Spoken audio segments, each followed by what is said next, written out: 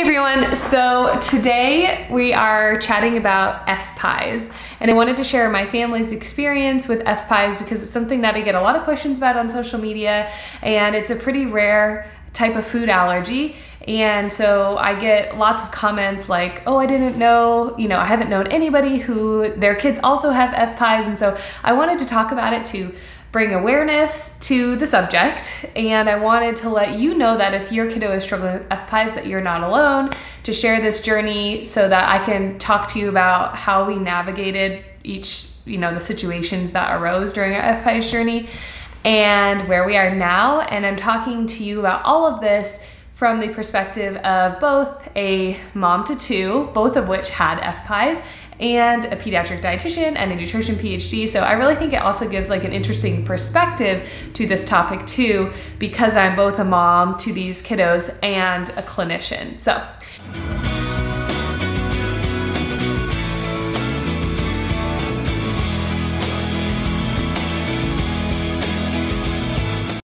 What is FPIES? FPIES stands for Food Protein Induced Enterocolitis Syndrome.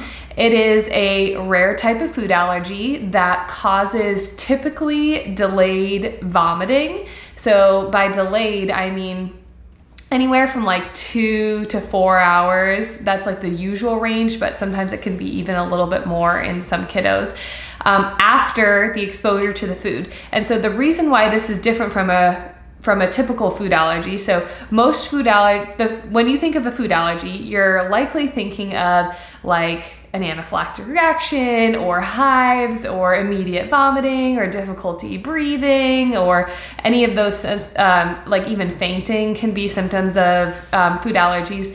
So you're in those situations, you're thinking about an IgE mediated food allergy. Now, IgE is a type of antibody, and that is the antibody that those people who have a food allergy to that food, they have an antibody to that food that makes them react to their trigger food. So for example, my husband has an IgE allergy to tree nuts, meaning that when he consumes tree nuts, he has like swelling in his airway, his tongue, his mouth and throat get itchy, and he vomits. And this reaction is nearly immediate to being either exposed to or consuming that trigger, the tree nuts for him.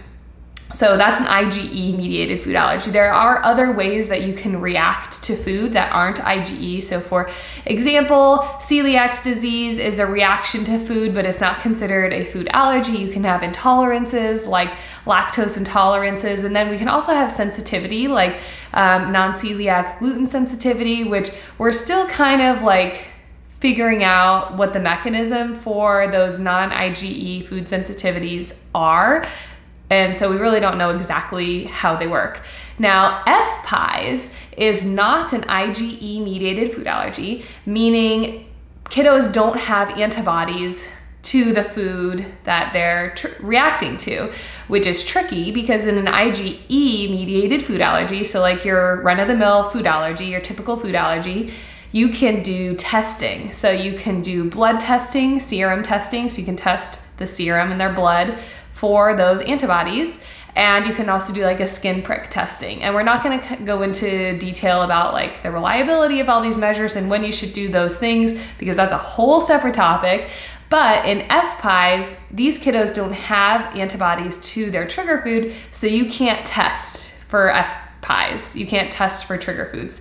The only way to know if your kid has FPIES is to feed them the food and see if they react, which is very challenging as an FPIES parent because, kids vomit all the time and it's hard to figure out, is that a trigger food or are they sick with a stomach bug? So I'll go into all of that. So let's see, that's like a good kind of background on FPIES. It's very rare. It usually presents in infancy once you start introducing solid foods, and the majority of kids grow out of it by 3. The vast majority of kids grow out of it by 5, but there are some adults with FPIES. So you could live your whole life with FPIES, but most people grow out of it at a very young age. And while most commonly reactions to foods include vomiting, you can also have like diarrhea, and you can have drops in blood pressure, and there's a range of severities too. So my kiddos generally have like kind of mild FPIES, but some kiddos reactions to the food is so extreme, causing dehydration or fainting or drops in blood pressure, which necessitates trips to the emergency room, IV fluids, IV anti-nausea medication. So again, there's a range and spectrum, and I'll talk about what my kids' reactions looked like and how I knew about it in a minute. But there's my summary of FPIES. We don't really have a great grasp of the causal mechanism, like the biochemical causal mechanism in these kiddos. So that's one of the reasons why we can't test for it, is because we don't exactly know the mechanism that's causing the reaction, because it's not that IgE mediated reaction. So FPIES, food protein induced enterocolitis syndrome. So my daughter, our story begins when my daughter was 6 months old.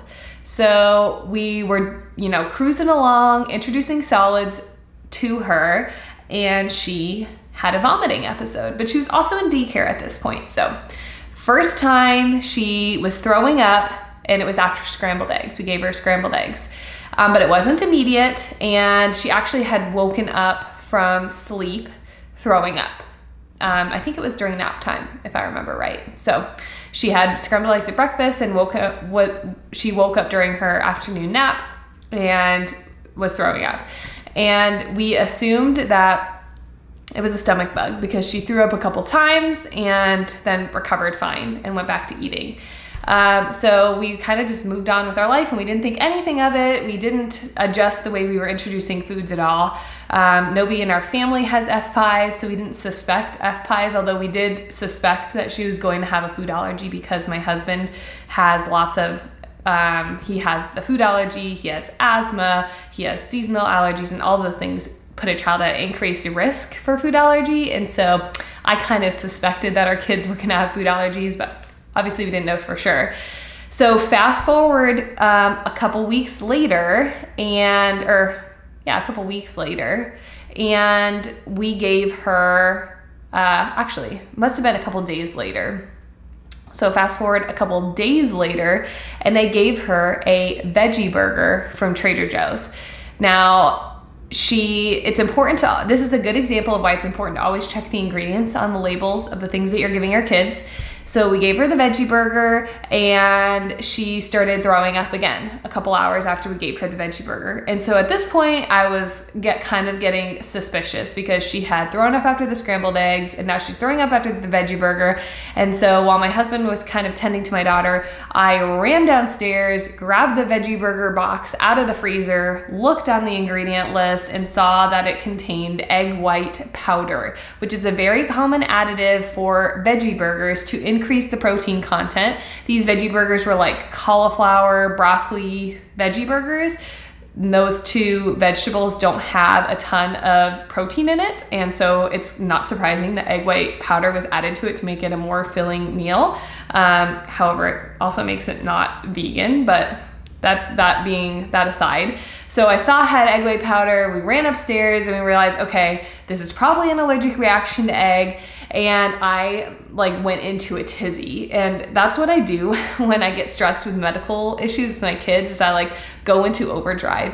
It's kind of like a mini manic episode. I just freak out and go and do all the things immediately. And so I ran and I got Benadryl, because that was my first thought, is to give her Benadryl, because that's what my husband takes when he has an allergic reaction. So we called our pediatrician. We told them we think my daughter's having an allergic reaction to eggs. We asked her what dose of Benadryl we could give her. Our pediatrician okayed giving her Benadryl and gave us the appropriate dose for her age.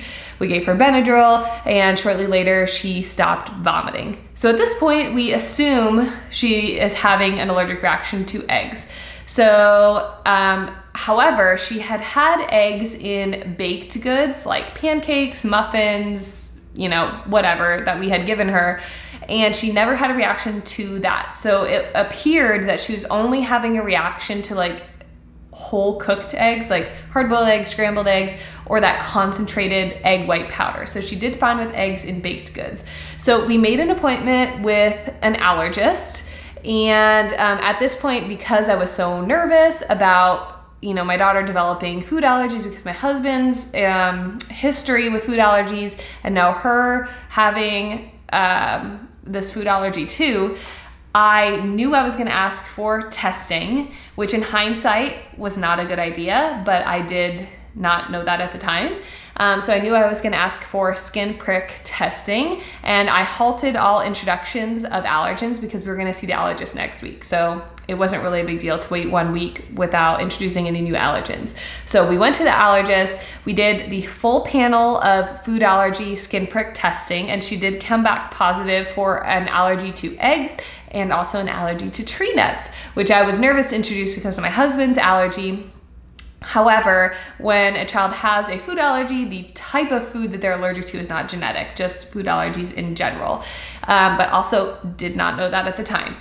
So the reason why I say it wasn't a good idea to get a skin prick testing is because skin prick testing is fairly unreliable in infants, and if a child has never been exposed to the food, the skin prick test for that food is a very unreliable way to determine if that child is going to have an allergy to that food. So it's important to speak to your allergist about the best way to approach kids who are high risk food allergies, but I have not seen any evidence that suggests that it is a good idea to do skin prick testing on infants before they have ever been exposed to allergens. So keep that in mind.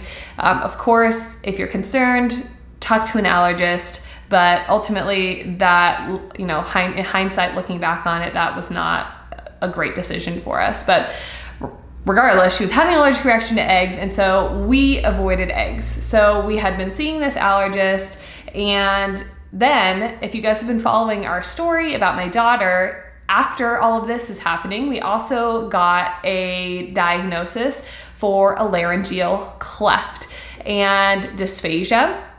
And so we ultimately transferred her care to our local children's hospital because she was being seen in the aerodigestive clinic, which is a GI doctor, a pulmonologist, and an ENT, where they see her all at the same time because she was a very complex case. And so because we were at the local children's hospital, we also wanted her to establish care with the allergist at the children's hospital in case there was some sort of allergic component to her breathing issues. So we made an appointment with the allergist at our local children's hospital. It took us like 6 months to get in. It took us forever to get in. And so at that point, we met with our allergist. We gave her our history. We talked about the labs, and she ultimately determined that it was a good time for us to reintroduce eggs to my daughter to see if she would have an allergic reaction to them.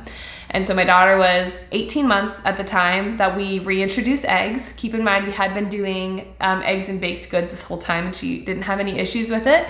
And we reintroduced the eggs to her, just a small amount of scrambled egg at one time. And then actually, I'm pretty sure we actually started with crepes, which are a very eggy sort of pancake. So it was like between a pancake and a scrambled egg. That's like the amount of egg we gave her. So she did good with crepes. Then we gave her a small amount of scrambled eggs, and then we gave her like a meal with scrambled eggs at it. And she did not have any allergic reactions. She didn't vomit. She did great. Now my daughter loves scrambled eggs, especially if they're cut into fun shapes. So we did do that progression with approval from our allergist. So it's very important to note that if you're listening to this and your child has a food allergy, you should never, ever, ever introduce a food your child is allergic to at home without the supervision of your allergist or without some sort of plan for an emergency. And so we did have an EpiPen, and we did have oral medication doses ready to go should she have an allergic reaction. So we were prepared for an emergency, and our plan was okayed by her allergist. So there's my kind of word of caution for you. But after she started eating eggs, we were great. She was considered allergen-free, egg allergen-free. Then we also introduced tree nuts, which she did great with as well. We are not doing the early and often exposure of tree nuts for my daughter at home because my husband is highly allergic, and so we can't give her tree nuts all the time at home because it's dangerous for my husband.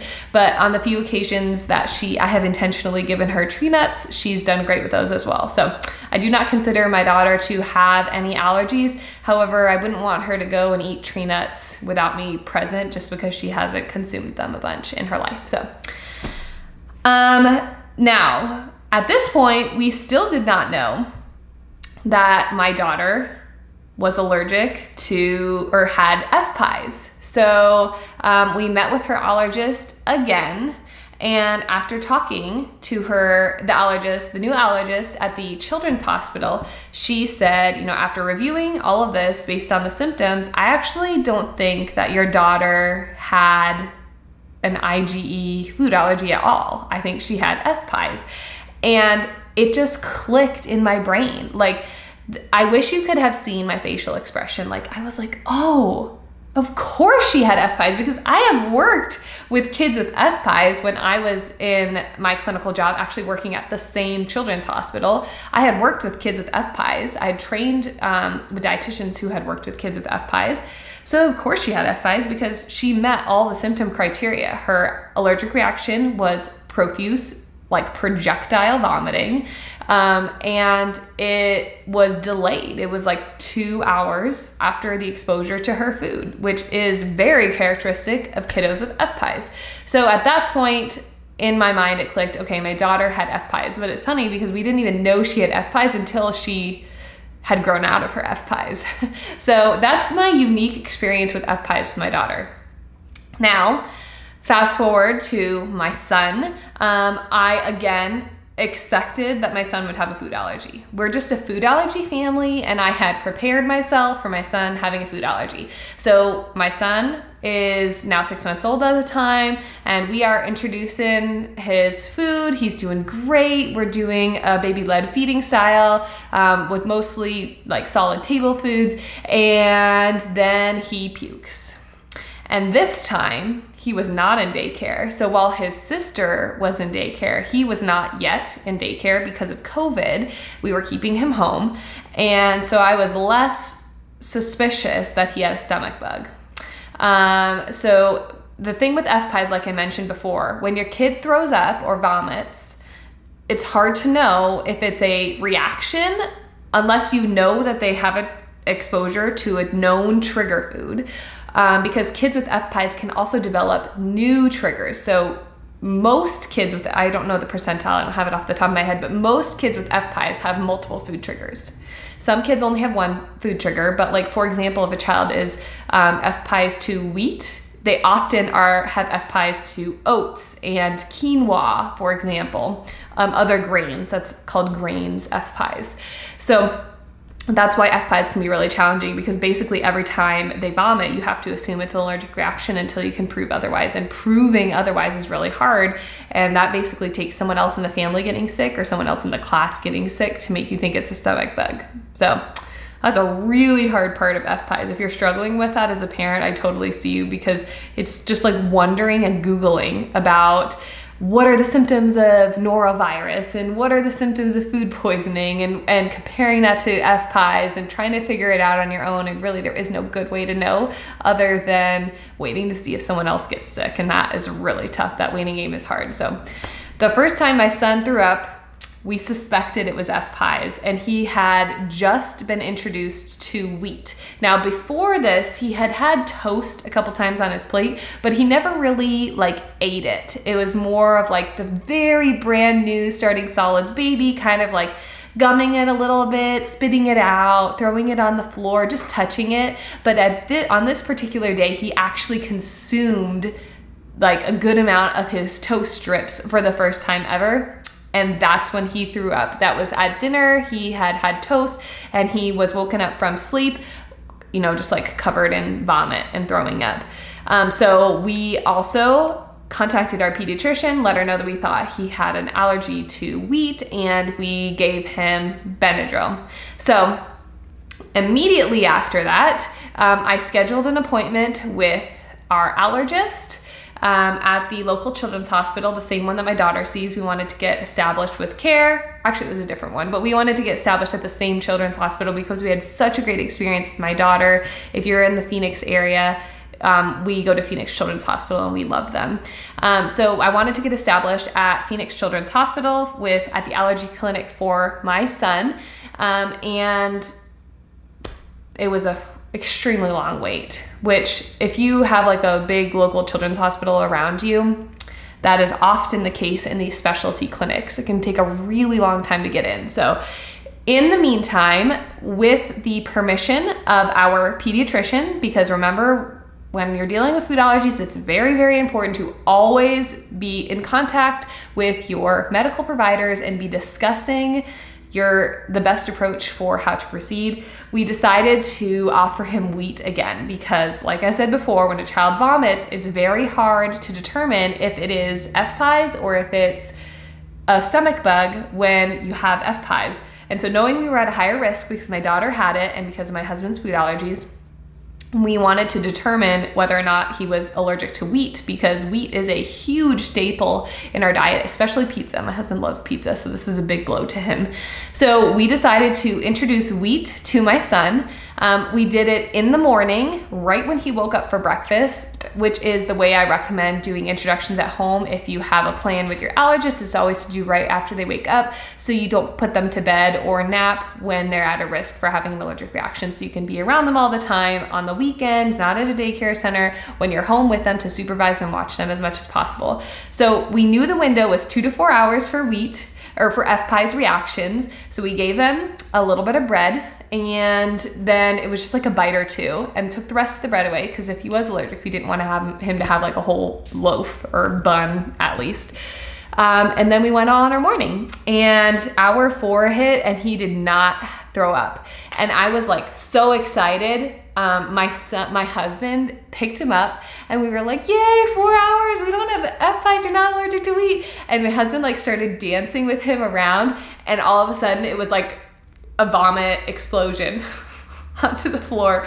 And it was like, he was the ticking time bomb and like the jumping and dancing jostled his tummy just enough to throw him over the edge and he puked everywhere. So it was a major bummer because we were very excited and it was a big letdown again. And so at this point we knew my son had a wheat allergy. He had wheat FPIES, but to everybody like a daycare that we would speak to, we just said it was a wheat allergy because we wanted everybody to take it serious because it is an allergy, but it's usually not a life-threatening allergy. Sometimes it can be for FPIES, but with my kiddos, it's not. So we knew he had wheat FPIES at this point. So we met with our allergist and we explained to her what was going on, and she wholeheartedly agreed that my son had wheat FPIES. But before this, he had been introduced to oatmeal and other grains, including rice, and did great, which is awesome, and I'm very happy that that was the case because kiddos with wheat FPIES often have grain FPIES and are often allergic to oats and rice, which can make feeding a baby extremely challenging as far as convenience products go because that's what all the gluten-free bread is made of. It's either made of oats or rice. That's what all the teething crackers are made of. That's what the puffs are made of. So if you have a baby with grains FPIES, it can make it really hard to find like a convenience snack to bring along for your baby or like a vehicle for baby-led weaning spreads and things like that because if they have grains FPIES, they can't really eat any of that. So my son did not have grains FPIES. He tolerated rice and oats great. He just couldn't eat wheat. So he was basically just gluten-free. And which was really hard. It was a big transition for our family because my husband loves pizza and loves bread. So we still continued eating the things that we liked. I would just make a modified version for my son. So he has wheat FPIES and we would avoid all wheat breads. We had to be careful of soy sauce because soy sauce is a source of gluten. And we had to be very careful of like snack products when we go out to restaurants, like anytime we would eat at family members' houses, I would usually have to bring his meal ahead of time or text them ahead of time to see what they were serving. Because with eggs, with my daughter, it wasn't that hard to avoid whole eggs, because when you go out to like a dinner with somebody, usually it's just like Caesar dressing that you have to be worried about, especially if they tolerate eggs and baked goods. But for the most part, she was fine. But for my son, it was a lot more challenging. We had to buy him specialty bread, specialty snacks, and then we started daycare. And this was really hard because wheat is a very challenging allergen to avoid, especially for a school, if the school is providing meals. So the daycare / school that my kids go to does provide snacks, breakfast, and lunch. And so I had to work with the chef, and she had to send me a menu daily or weekly. And I had to bring in specialty snacks that would like mirror the things that the other kids were offered. We had to make arrangements for him to be the first kid in the high chair at every mealtime, because, you know, kids make a mess in the high chair and get crumbs everywhere. And wheat products like bread is very crummy, and that can definitely get into the nooks and crannies of the high chair. And my son is totally one to like eat out of his bib or find a crumb in the high chair and put it in his mouth. And so we had to make special arrangements for that. And then when the kids in daycare are eating in the high chairs, if they drop food onto the floor, we also had to make certain that my son wouldn't have access to the food that another kid drops onto the floor. And so it was just a lot of logistics with daycare. And so that was the infant room, which he started at around 10 months old. And then when he turned 12, 13 months, he transitioned to the toddler room. And that was exceptionally challenging for a child with FPIES, because they serve the kids family style and they sit in their own little chairs and tables in the toddler room. They don't sit in high chairs anymore.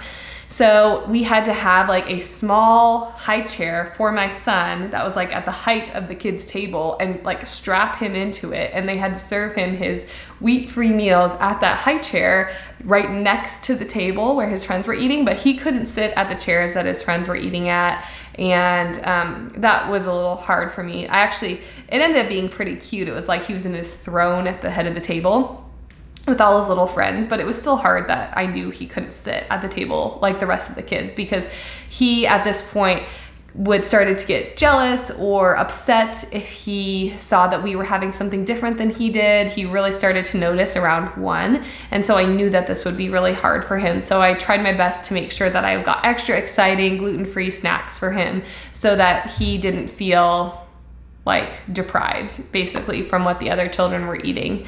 And then again, my number one concern in the classroom was food being dropped on the floor and left there at meal times. And so I really emphasized my concern to the teachers, and they were awesome with they basically had to constantly sweep up while the kids were eating to make sure that there was nothing on the floor to allow my son to have an allergic reaction. So daycare managed it really well. It was awesome. I am so fortunate that we had such a cooperative school. The chef was amazing. The lead teachers were amazing. His teachers were amazing. So we're very fortunate with that. And we never had an exposure from the time we confirmed his diagnosis to the time we reintroduced wheat. He did vomit one time. And I was convinced that he was developing FPIES to oats, because kids can develop reactions over time. However, I came down with a stomach bug like 2 or 3 days after that. So that's better, I guess, than him having an allergic reaction, but it totally sucked that I had a stomach bug. So I did have that limbo period for like a couple days there where after he vomited, I was convinced he had a new trigger and he was developing a new allergy, but it ended up just being a stomach bug. So how did we manage his allergic reactions when he did have them? We administered him Zofran. So our allergist wrote us a prescription for Zofran, which is an anti-nausea medication. And so basically every time he vomited, we gave him Zofran right away because we weren't sure if it was an FPIES reaction. Now kiddos, it's important to stop their vomiting if possible when kiddos have an FPIES reaction, because they can continue to vomit and get dehydrated. And especially with infants, you can't really reason with them and say, hey, you're sick. It's important to make sure you're not dehydrated. Let's drink a little bit of water. So we did administer Zofran right away every time he vomited to prevent dehydration in case it was an allergic reaction, but he ultimately ended up not having any accidental exposures or any allergic reactions after his initial 2 reactions and diagnosis. I was also breastfeeding at the time, so ensuring that he was well hydrated during a vomiting episode was not too difficult because he was still interested in the breast. So that's where we were at with my son. And then we decided he was ready for reintroduction. So most of the FPIES research suggests attempting reintroduction about 12 months after the initial exposure and allergic reaction. But again, this is very important to discuss with your allergist. So this would mean reintroducing at around 18 months. However, after discussing with my allergist and based on my daughter's history, we decided to reintroduce a little bit earlier. So we reintroduced wheat to my son, let's see, at 15 months, and he did awesome. He ended up not having any vomiting or allergic reactions. And so we progressively increased his amount. We gave him just a little bite of bread, and then we gave him a whole slice of bread, and we did that at home for a little while. And for a whole week, we did after his initial 2 exposures, we transitioned him to a regular wheat containing diet at home. And after he did great for 1 week on that diet at home, then we transitioned to his regular wheat containing diet at school, and he got to sit at the regular table with his friends and eat all the things that he hadn't been able to eat for the previous few months. And it was awesome. And I'll tell you, I will never take for granted not having a food allergic kid. I'm so blessed that they grew out of their food allergy, and I just want to validate you if you're out there right now listening to this and you're struggling with FPIES, you're struggling with food allergies. It is hard having a kid with food allergies. It's hard navigating school. It's hard navigating holidays. It's hard navigating, like, they can't have things that other kids can have and they notice that. It's hard navigating grandparents' houses and vacations and eating out. It's just really challenging because it's not something that you take lightly. Like, this is your kid's health. It can be even a life or death situation for some kids, and it can be scary and it's hard. It's hard to know how to teach your kids about their allergen, but you don't want to make them afraid. You want them to have a healthy relationship with food, but it's important for them to know it's just hard. Navigating food allergies is just hard, and I want you to know that I understand how you feel and your feelings are valid and it's hard, but I also want you to know that you can do it, and it is totally possible for your child to have a healthy relationship with food and have food allergy. So there's my story with FPIES. Now I'm gonna give you probably my 2, I'm trying to think if I have more. I think my top 2 tips for if you suspect that your kid has FPIES or your child does have FPIES. First, get on board with an allergist. Allergists are essential in managing FPIES. I have seen from social media families navigate this without an allergist, and they go down the rabbit hole of, was that an allergic reaction? Remove the food. Was that an allergic reaction? Remove the food, without being sure that it was an allergic reaction. And their kids end up with an incredibly limited diet, and then they are increasing their risk for developing an IgE-mediated food allergy, because we know FPIES and IgE-mediated food allergies are independent, and we know that avoiding foods in infancy can increase the risk of IgE-mediated food allergy, which is why the introduce allergens early and often is advocated for. So, and which is why I wanted to introduce early with my son with FPIES, because I didn't want to cause an IgE-mediated food allergy because we waited too long to introduce the food because of his FPIES. It's a delicate balance there. And sometimes you don't have a choice, but I've seen families go down the rabbit hole of suspecting, like, every little symptom, suspecting that it's an FPIES reaction. And so they remove the food and their child ends up with an incredibly limited diet, which can have a number of detrimental effects on a kid. So get in touch with an allergist who understands FPIES and can help you manage your kiddo's reaction. So in addition to an allergist, if you're really having trouble with the dietary piece, find a pediatric dietitian who can help you and give you some guidance on that. You shouldn't feel alone. You shouldn't feel like you have to always play the guessing game of, is this food okay? Is this not okay? Because there are medical providers whose job it is to help you make those decisions so you don't have to artificially limit your kid's diet. So that's my first tip. Second tip is just avoid the Facebook groups. I joined the Facebook groups for FPIES, and I did not find anything good about them. They are horrible. There's probably one big Facebook group out there, and it's just, the reason I don't like it is because there's so many extreme situations where families are removing all of these different foods, and oftentimes it's because they don't have help. So this is not the fault of these families who are struggling with this. I want to make that clear. However, I see parents giving each other medical advice about removing food from the diet, or yes, that's an allergic reaction, remove that food, XYZ. And that can be so detrimental to give another parent nutrition medical advice on the internet, because you don't know that child's medical situation just from a Facebook post. And if a mom or dad listens to you and removes the food from their child's diet, they could be limiting this kid, their diet. And I've seen kids end up with 2 safe foods, 1 safe food, because they're just limiting this, limiting that, limiting this, limiting that, because of what they hear in the Facebook group.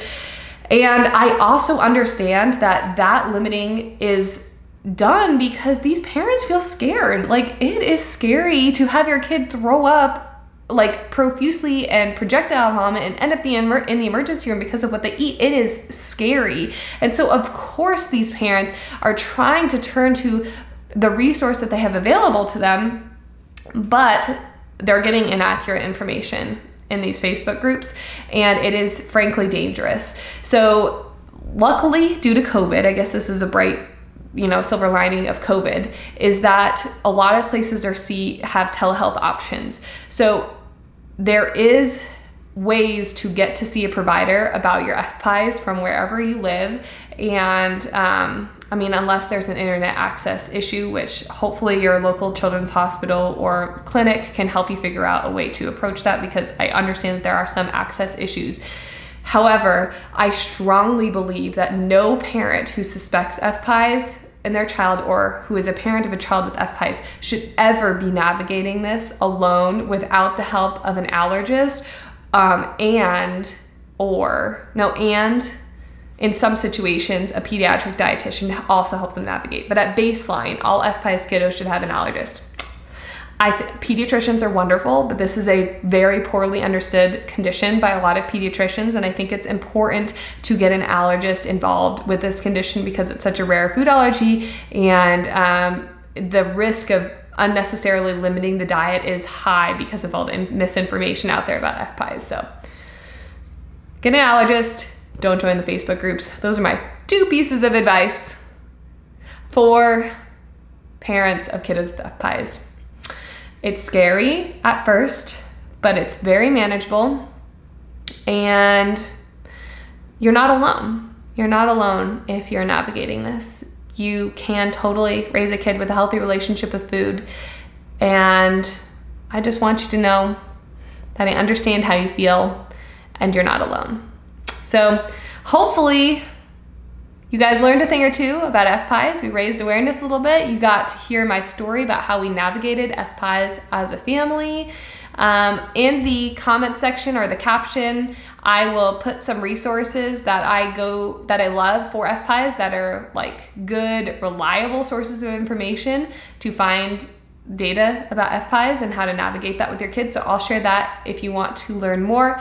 Please reach out to me on Instagram, in the comments on YouTube, send me an email. If you have any questions or you just want to connect with a fellow mama who's dealt with FPIES, I hope this was an entertaining episode to listen to, and make sure to subscribe to the podcast, subscribe to YouTube, because that helps me reach more parents, to get this message out to more people, because I want every parent to know that you can absolutely raise your kiddo with a healthy relationship with food, even if you're navigating food allergies or an eating disorder for yourself, or medical conditions, other medical conditions for your kiddos. It is possible. I give you the resources to help you do that. So hopefully this was helpful. Remember, this video is not medical advice. Please reach out to your medical provider if you have any medical conditions, and I will see you next time.